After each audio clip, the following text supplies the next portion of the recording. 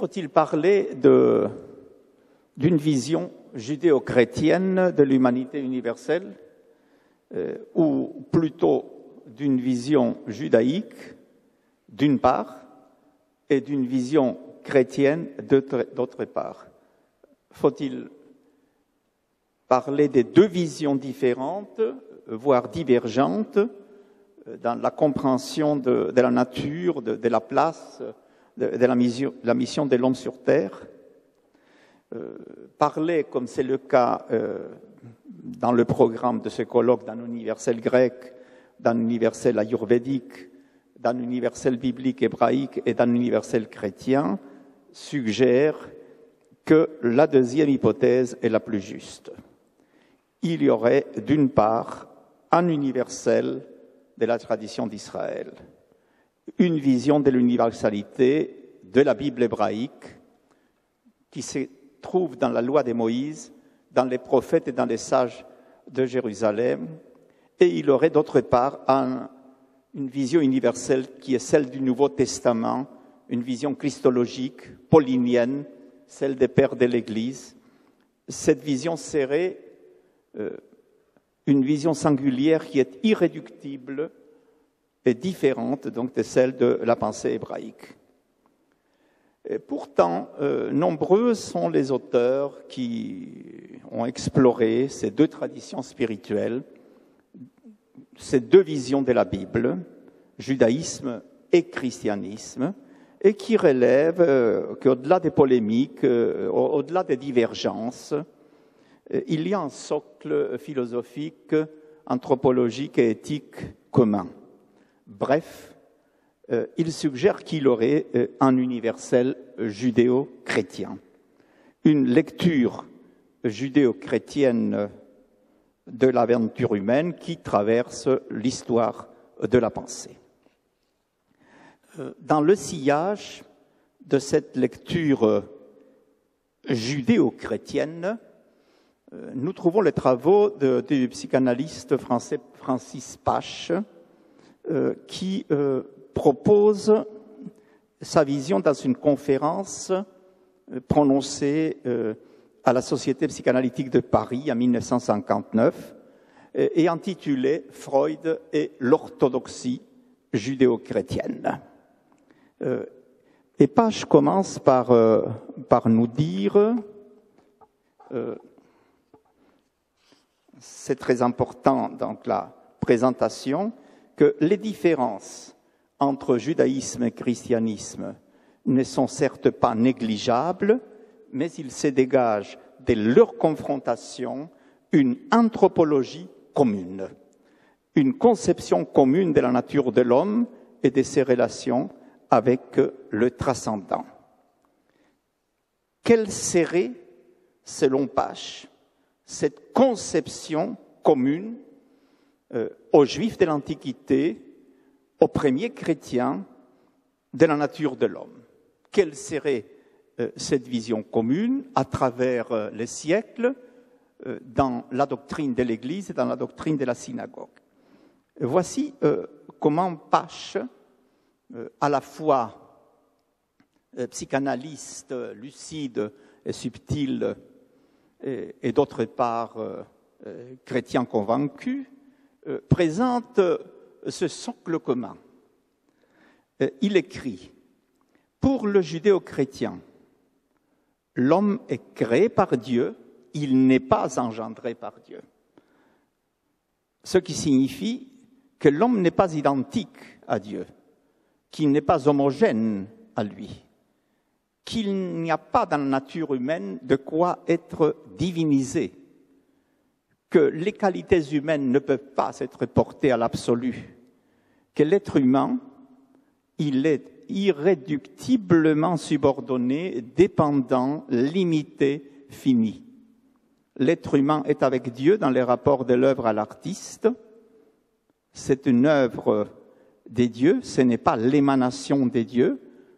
Œuvre réussie, belle, car le monde est très bon, et l'homme en est le chef-d'œuvre, et l'homme en tant qu'âme et en tant que corps.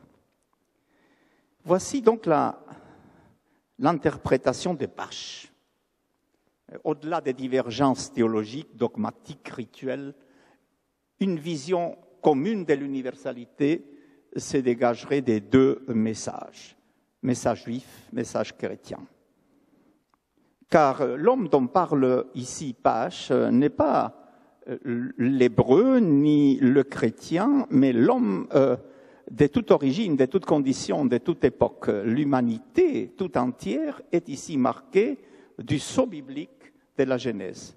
C'est une aventure qui commence avec Adam et Ève dans le paradis. Et dans une veine analogue, l'historien Léon Poliakov mettait en lumière le socle anthropologique commun qui fait du judaïsme et du christianisme les deux expressions d'une même vision de l'homme dans une perspective à la fois ontologique, essentielle, d'une part, et historique, d'autre part. Le monogénisme, à savoir cette croyance selon laquelle il y a une seule espèce humaine, une seule communauté d'êtres humains. Tous les hommes sont issus d'un seul trait commun, dont tous sont frères.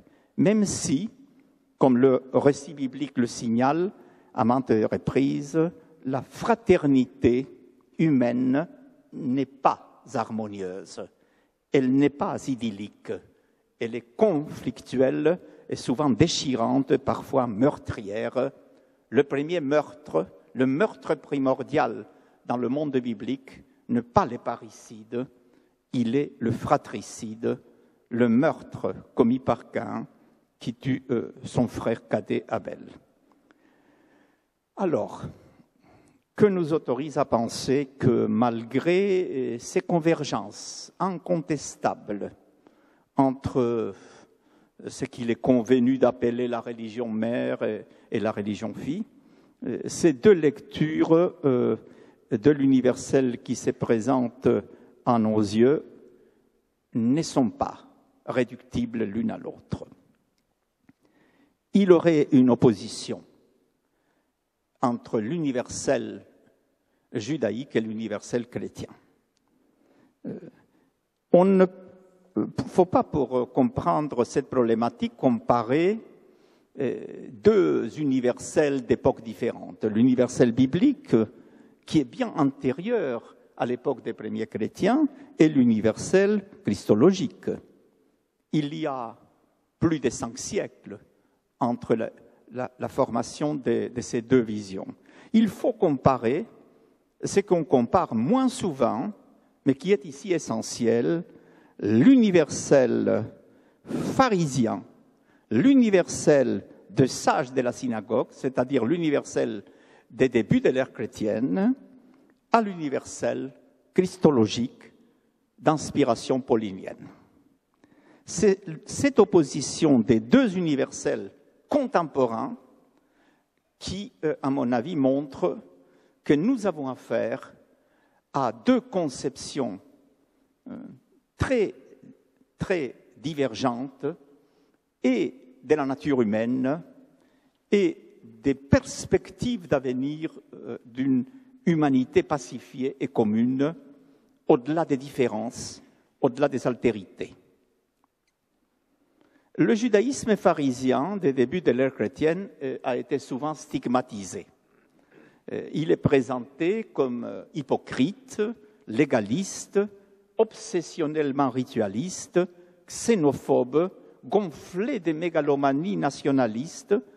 C'est la caricature grossière faite par ses adversaires doctrinaux contre ce judaïsme des sages de la tradition orale.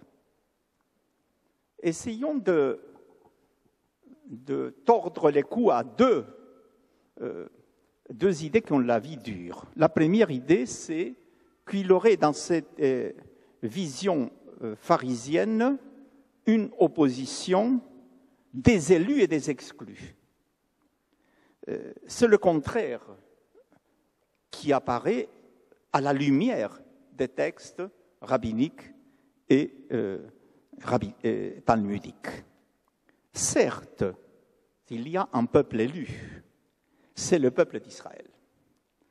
Mais à la différence de ce que nous observons dans les civilisations antiques, il n'y a pas l'opposition entre élus et exclus, entre approuvés et réprouvés, entre bénis et maudits. Ce que nous disent, si nous regardons de plus près les écrits hébraïques,